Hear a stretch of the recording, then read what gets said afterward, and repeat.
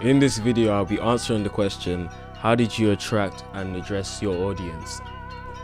Rather than just plainly listing out things that I believe that attracted my audience, I got a sample of people that followed the criteria that fit for my audience and asked them what they think was best about my magazine for each piece. First up is my cover page. What do you like most about the front cover? I like the masthead. I like how it fits, but it's not too big, and you can still notice it because of the red on it. For my masthead, I've tried to make it grasp both the attention of the reader while suiting the color scheme for the actual magazine. Though the red is translucent, it still does grab the attention of the reader, as shown in that one example. I believe that the transparency of the actual O's does make it connote a modern sense. Though it may not be the flashiest thing, it does attract the reader's attention and it is really cohesive and aesthetically pleasing. I like the cover lines. They're quite creative. They're not just sitting on top of the model, and even though there may be a lot of them and they're all in different fonts, it shows like a very creative aspect through the creation of the cover. In order to challenge the typical convention of cover lines, I've decided to actually order it in a different way to make it much more artistic and abstract. On first glance, it is something that is very eye-catching and interesting. I think this new interesting way of laying it out attracts the reader even more. I believe it also addresses the new outgoing, young and creative audience that my magazine is looking for. I really like the central image. It really captures your eye, and it's just like there, bold, like right in the centre, smack bang in the middle. And it's really like modern and like urban in that essence. Though there should be a good balance, I believe that the main image should be the most eye-grabbing part of the front cover. So for that reason, I made sure that my main image was very clear, had really good lighting, was enlarged, had direct gaze, so altogether it would really capture the attention of the reader. Details such as a Ralph Lauren jumper, a mouth mask, and the Travis Scott cap address directly the young audience that my magazine aims for. As Travis Scott is one of the most popular hip-hop artists in our generation, I believe it links them very well and addresses them. The mouth mask is an emerging trend that is seen across the world for young people. As the mouth mask is something that is an emerging trend within young people, a lot of my audience may have that. By wearing this, audience members may feel addressed and also attracted towards the magazine, as it is something that they can relate to. Ralph Lauren being an iconic brand, the logo on the jumper will be very eye-catching. Finally, the actual age of the artist could be intriguing for my audience. As he is young, audience members could feel as if they share something in common, which could further address them. Due to that, more people from my target age range would be attracted to this magazine. Yeah, I really like the colour scheme of the front cover because it links to magazines, real hip-hop magazines of today that I've seen, such as XXL and The Source, like the reds and the black and the whites. Now onto the contents page. What do you like about my contents page?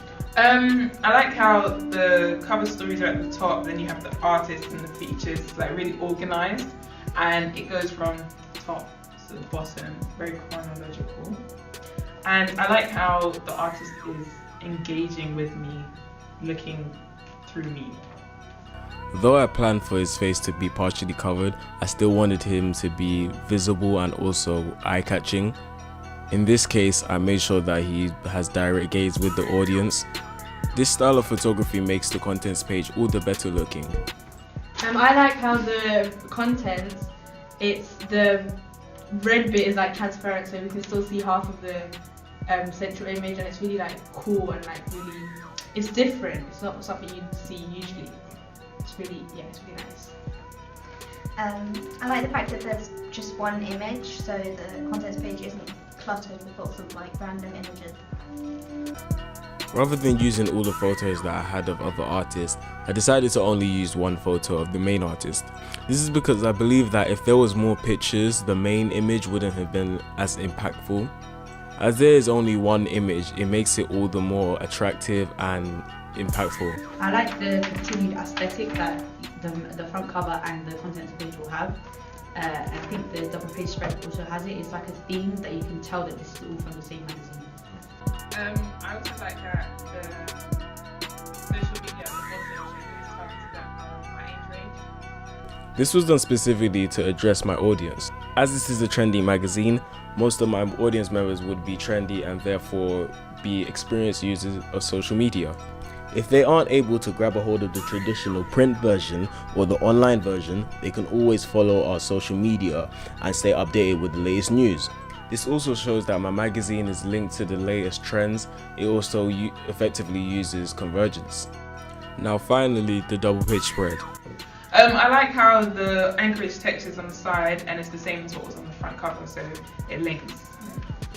I like the central image again. It links in with the whole of the magazine and it's very, like, it corresponds, so yeah, it's really eye-catching. I also like that the model's wearing a different clothing than the front cover to show that he has diverse styles, and it also connects the audience with the artist. This choice of new clothing also links to the artistic and fashionable side of the new generation, as well as my actual magazine. Rather than wearing the same clothes, I decided to change up the clothes so that it was more attractive for the audience to look at. I like the way that the columns are made. It's really easy to read, and you know that everything's linked to where you read after you read, because sometimes double page spreads can be confusing.